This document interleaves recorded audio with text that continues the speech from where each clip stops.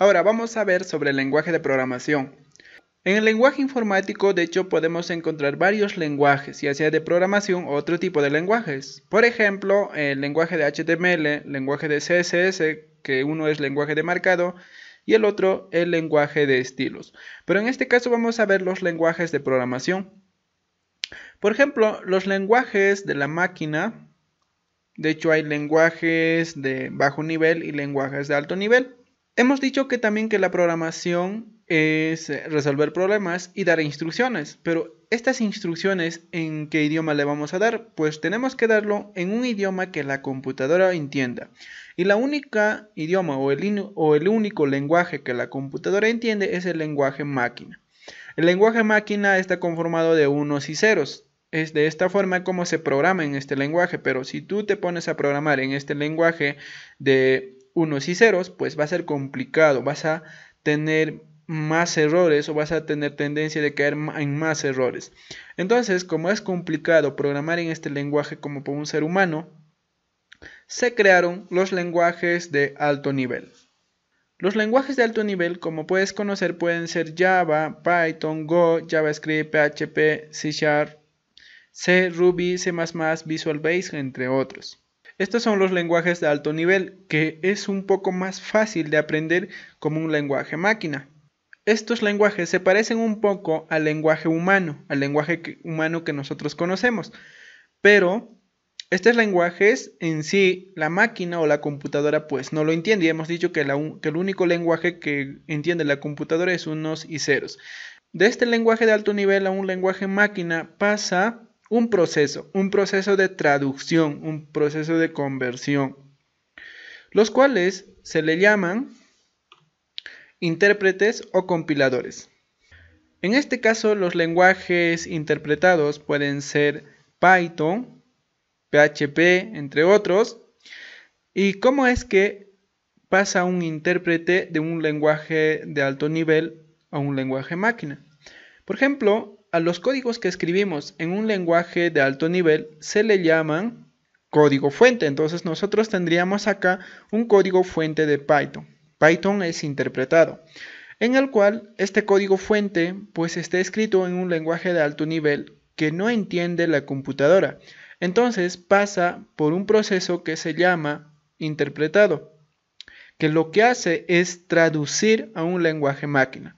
En un interpretado lo que hace es traducir en la ejecución.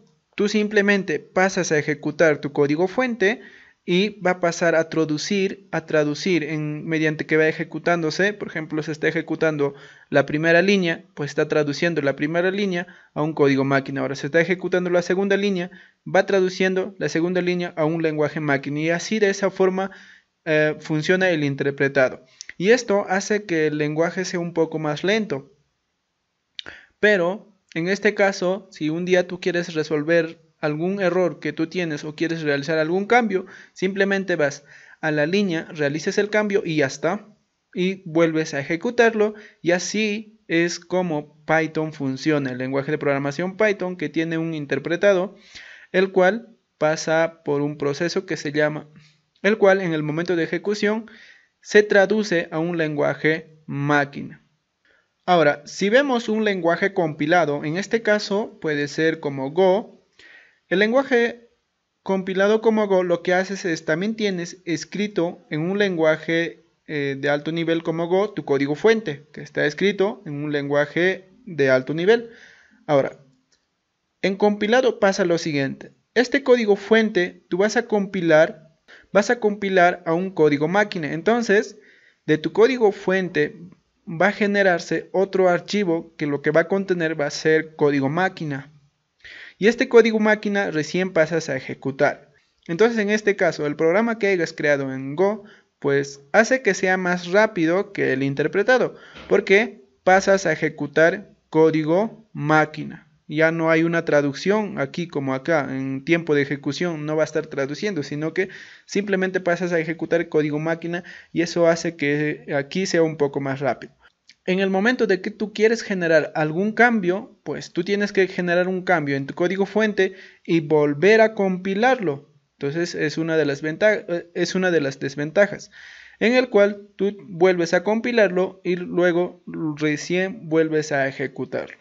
Pero hay otros lenguajes, como por ejemplo puede ser Java o Kotlin, en el cual usan las dos cosas, como por ejemplo el interpretado y el compilado. Entonces, si nosotros usamos el lenguaje de programación Java y escribimos nuestro programa en un lenguaje de programación Java, pues tendríamos acá nuestro código fuente. Ahora, este código fuente vamos a pasar a compilarlo a un código que se llama Bitcoin. Ahora que ya tenemos el código en Bitcoin y esto va a generar un nuevo archivo, por ejemplo aquí tendríamos un archivo que tenga una extensión .java y luego de eso aquí vamos a tener una extensión .class. Este archivo pues vamos a pasar a ejecutar y lo que va a hacer es interpretar este código Bitcoin a un lenguaje máquina. Entonces es donde recién va a entender la computadora, porque el código Bitcoin tampoco entiende la computadora. Simplemente es una parte de seguridad de Java en el cual pues prácticamente lo va a convertir el código fuente a un código Bitcoin y ese código Bitcoin va a ser interpretado a un lenguaje máquina. Entonces es de esta forma que funciona el proceso de los lenguajes de programación, ya que el lenguaje de programación de alto nivel la computadora no lo entiende, entonces pasa por un proceso como interpretado o compilado. Entonces podemos decir que un lenguaje de programación es para crear aplicaciones. Nosotros vamos a dar una serie de instrucciones en cada lenguaje de programación, ya sea Go, Python, JavaScript, Java o PHP, o entre otros lenguajes que tú quieres aprender, pues nosotros vamos a desarrollar con esos lenguajes un programa, una aplicación. Entonces los lenguajes de programación sirven como para crear programas, sitios web, aplicación, entre otros. Y como verás, los lenguajes de programación, para que nuestro código sea entendido por la máquina, pues pasa por un proceso, ya sea interpretado o compilado. Ahora que ya sabemos que es un lenguaje de programación, que con un lenguaje de programación nosotros podemos crear aplicaciones, ahora vamos a ver los pasos de cómo nosotros podemos crear una aplicación o un programa. En este caso, lo primero que tenemos que analizar es el requerimiento, en el cual tenemos que analizar qué problemas va a resolver nuestro programa, o qué requisitos o qué requerimientos que necesita un usuario va a resolver nuestro programa. Por ejemplo, si conocemos un programa como el procesador de texto que es Word, pues simplemente la gente quiere hacer sus artículos, entre otros, entonces ese requerimiento pues resuelve ese problema. Ahora que ya sabemos qué es lo que va a resolver o qué necesidad va a cumplir nuestro programa, tenemos que analizar la situación de que cómo vamos a desarrollar, qué cosas necesitamos para desarrollar este programa, entre otros. Ahora luego de eso vamos a pasar al diseño. Vamos a diseñar nuestro programa, en el cual tenemos que diseñar cómo es que va a ser nuestro programa, cómo va a funcionar, cómo es que va a estar implementado. Entonces tenemos que hacer la parte del diseño. Ahora que ya tenemos diseñado, ya entendemos perfectamente cómo va a funcionar nuestro programa, pues pasamos a la parte de implementación, en el cual agarraremos un lenguaje de programación, las herramientas, las tecnologías, entre otros, y vamos a pasar a desarrollar nuestro programa. Vamos a crear nuestro programa. Ahora que digamos que ya hemos implementado y ya nuestro programa está listo, tenemos que probar, tenemos que matar los diferentes partes en el cual puede caer o puede salir error en nuestro programa.